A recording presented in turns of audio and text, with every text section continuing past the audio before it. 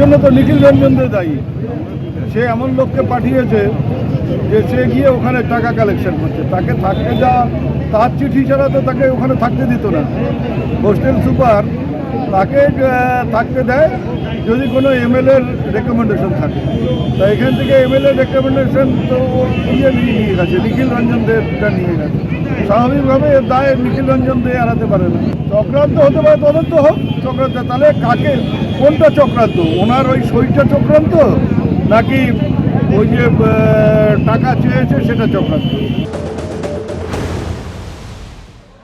আমি আজকে সকালবেলায় বিধায়কের সাথে কথা বলেছি, তিনি আজকে এফআইআর করবেন যে আমি এই ধরনের কোনো রুম বুক করিনি।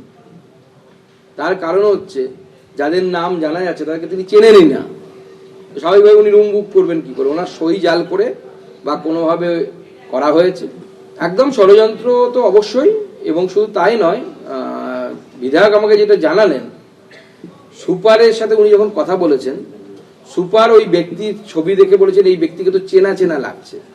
তার মানে যে ব্যক্তি ধরা পড়েছে সে ব্যক্তি বহুবার এমএলএ হোস্টেলে বা বহুদিন এমএলএ হোস্টেলে থেকেছেন। অতএব তিনি শুধুমাত্র আমাদের বিধায়কের সই জাল করে থেকেছেন শুধু এটাই নয়, হয়তো তৃণমূল কংগ্রেসের কোনো বিধায়কের সই নিয়ে এর আগেও থেকেছেন।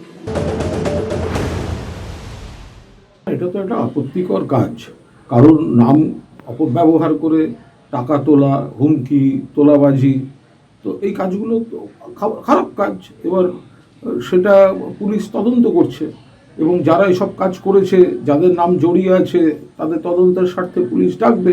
তো আইনের পথে চলছে, এ ব্যাপারে আমাদের কোনো রাজনৈতিক মন্তব্য নেই। তৃণমূল সাংসদ অভিষেক বন্দ্যোপাধ্যায়ের নাম করে তোলাবাজির অভিযোগ এবং তার সূত্র খুঁজতেই বিজেপি বিধায়ক নিখিল রঞ্জন দে, আপনারা জানেন তার বিরুদ্ধে অভিযোগ যেটা উঠেছে যে তিনি সুপারিশ করেছিলেন এবং সেখান থেকেই সেই যোগসূত্রের খোঁজেই বিজেপি বিধায়ককে ডেকে পাঠানো হয়েছে।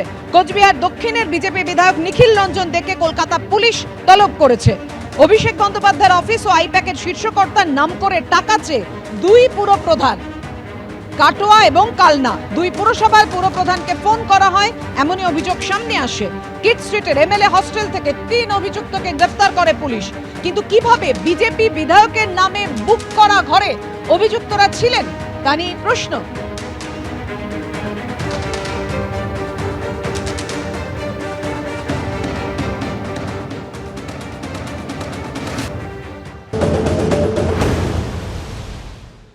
এই যে ধরনের ঘটনা ঘটলো, এটা একটা মারাত্মক ব্যাপার এবং সেন্সিটিভ ব্যাপার। কারণ এখানে এতগুলো এমএলএ থাকে, এমএলএ হোস্টেলে, তাদের নিরাপত্তারও ব্যাপার জড়িত আছে। আজকে এখানে টাকা পয়সার ব্যাপার নিয়ে যে হুমকি ফোন হয়েছে, এটা অন্য ধরনের ঘটনাও ঘটতে পারত এমএলএ হোস্টেলের ভেতরে। সেই জন্য আমার মনে হয় আগামী দিনে এই ব্যাপারে মাননীয় স্পিকার সাহেব আরও কড়া পদক্ষেপ গ্রহণ করবেন।